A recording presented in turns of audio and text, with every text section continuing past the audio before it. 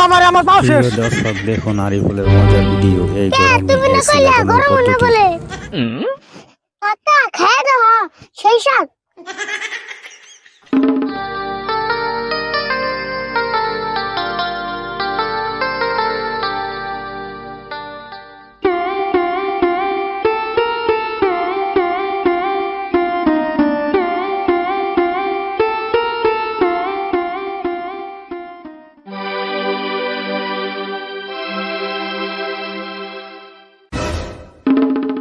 এই তোরা না কোন শুন চালের লিখে পাঠিয়ে দিয়েছিলাম হবাই হস।